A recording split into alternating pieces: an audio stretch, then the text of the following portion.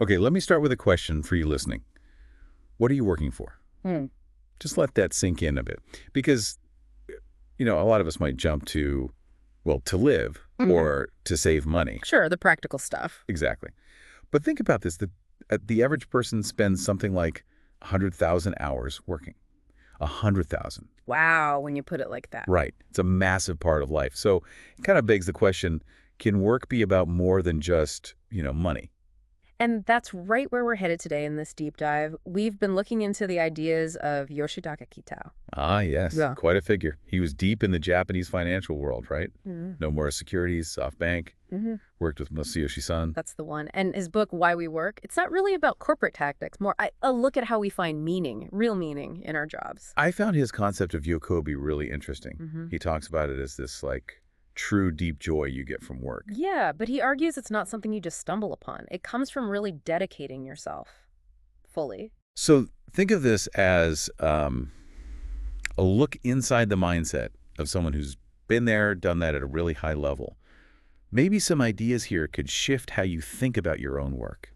Absolutely. And a big part of it starts with this idea of the perfect job, or tenshoku, as he calls it. Lots of people are searching for that. Yeah, that dream job. It's the goal for many, isn't it? It is. But Kitao's perspective is a bit different.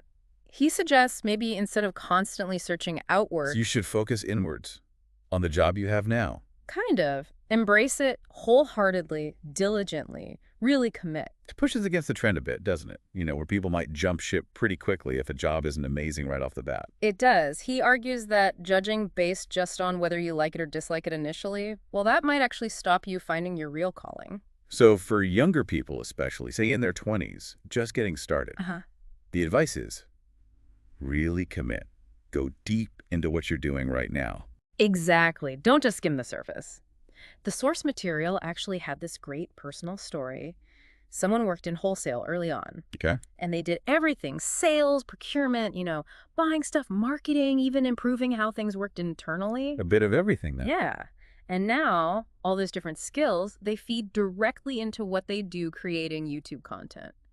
It wasn't obvious at the time, though. Huh. Makes you think, doesn't it? Those tasks that feel like a drag. Maybe they're building something useful down the line. Could be.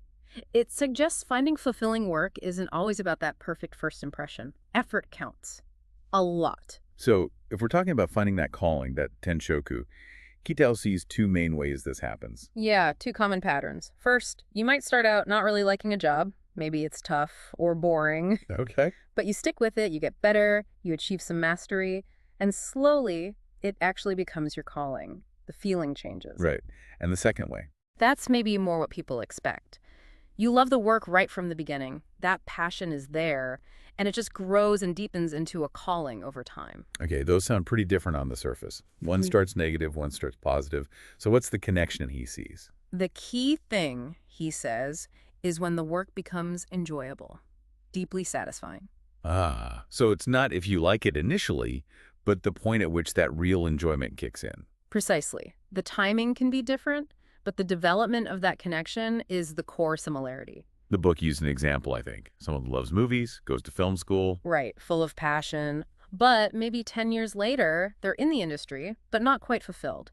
That initial love didn't automatically translate into a lasting calling. So liking the job helps, obviously, but it's not the whole picture. And when that liking turns into something deeper, can vary. Exactly. And the big takeaway there is, well, you often can't know if a job is your calling unless you really give it time and effort. Which means a lot of people might be quitting just before things could have clicked. It's possible. It's definitely something to think about before you jump ship, Ask yourself, were there any moments, anything worthwhile or even slightly enjoyable in the current role? Mm-hmm. A good reflection point. Now, let's shift gears a bit. What about people who are really successful? What's their mindset like? Well, according to Kitao, one really defining thing is they genuinely enjoy their work. They find pleasure in it. Okay, but let's be real. For a lot of people, work feels like a chore, right? Boring, maybe even something they dislike. Absolutely. And Kitao doesn't ignore that. He actually suggests a few paths if you've given it a real shot, put in the effort, but still find it unfulfilling. Right. What are the options? Option one is pretty straightforward. If it's consistently making you miserable despite your best efforts, maybe you do need to quit and find something you can be passionate about. Sometimes that's just the necessary step, I guess. Option 2 is interesting. Cultivate hobbies. Interests completely outside of work. Anything. And that's not just about distraction, is it?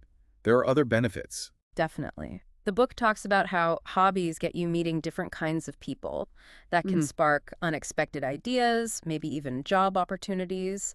Plus, it can give you distance to reevaluate your main job with fresh eyes. Like the example of starting kickboxing and chatting with people from totally different fields. Exactly, that kind of cross-pollination. But then there's option 3, which Kitao emphasizes as maybe the most important. Okay, what's that? Change your perspective. Actively work on how you view your current job. How does that work in practice, though? Sounds a bit abstract. Well, the story about Shigeru Yoshida is a fantastic illustration. He later became Prime Minister of Japan, but early on, as a young diplomat, he got assigned this task, basically just delivering telex messages, those old electronic messages. Right, sounds pretty menial for an ambitious diplomat. He thought so, too. He was frustrated, complained to his father-in-law, Nobuaki Makino. And what did Makino say? This is the brilliant part. Makino wrote back and pointed out, hey, you're seeing vital national information before the minister does. What an opportunity. Wow. You can learn how decisions are made, compare your own judgment to the minister's. It completely flipped Yoshida's view. Wow. So you went from feeling like a messenger to seeing it as a unique learning opportunity. Exactly. He started engaging diligently, realizing the hidden value. And Kitao's point is, we can often do the same.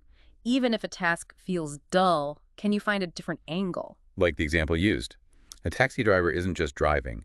They're helping people get where they need to go, maybe providing a crucial service. Precisely. Finding that sense of purpose, even in the routine. So maybe for you listening, think about your job. Is there one part of it you could try to frame differently tomorrow? We'd genuinely love to hear your thoughts on that in the comments. Okay, so we've talked about finding a calling perspective.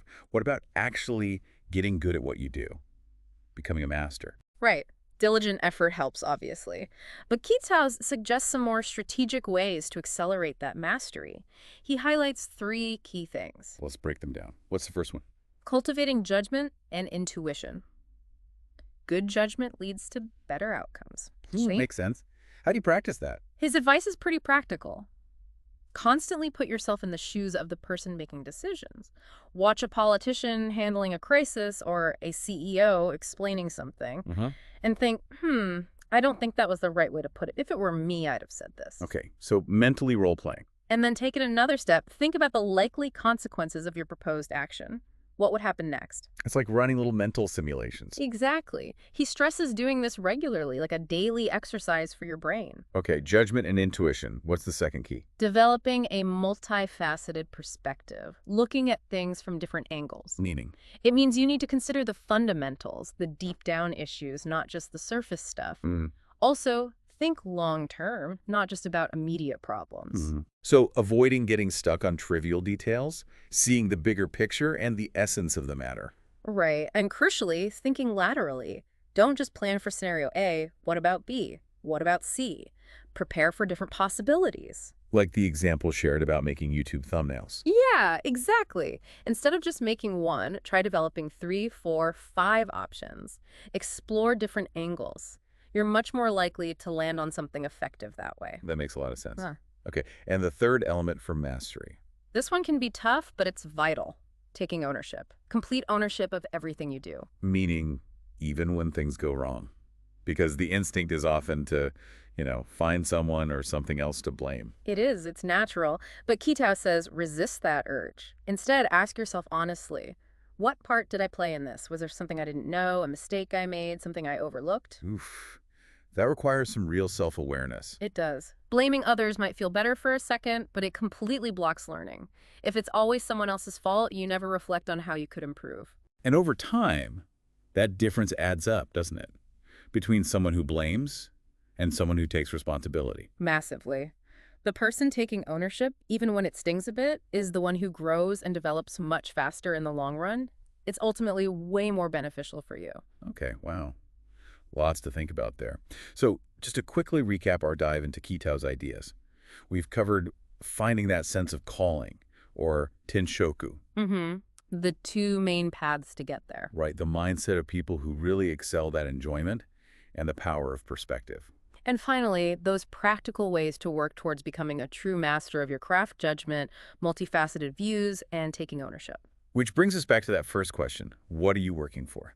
It's worth mulling over. Maybe share your thoughts in the comments if anything resonated. Definitely. And just to add, Kitao's book, Why We Work, has loads more stories and lessons from his own career, how he tackled specific challenges.